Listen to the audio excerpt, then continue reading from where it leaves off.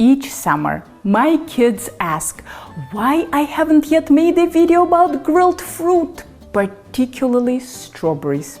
Strawberries are their favorite. So today we are going to rectify this situation. We are going to grill some strawberries and peaches. Cut your peaches in half and gently twist them open.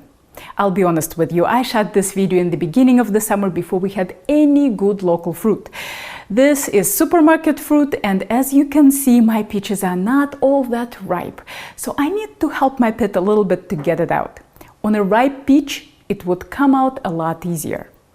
For strawberries, rip off the leaves and cut out the core.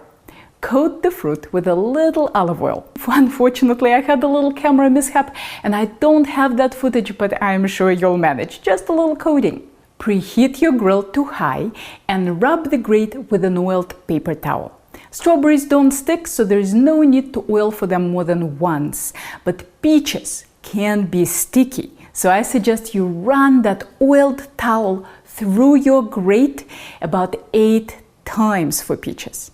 Place your fruit on the grill, onto the part you actually oiled. I was paying more attention to my camera than my grill and totally screwed that up.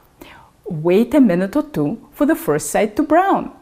It looks like the strawberries are ready to flip.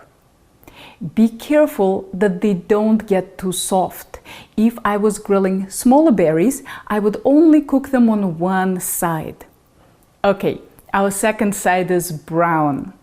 Let's stand them up for just a minute. Again, I would skip this for smaller fruit. The goal here is to warm them up and concentrate their juices, not to get them evenly browned all over. Okay, so the strawberries are done and the peaches are stuck. Oops. There are a couple of things I should have done to avoid this from happening.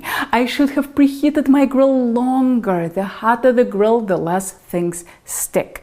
Also, I placed the peaches too far back. I don't know if that area got thorough oiling.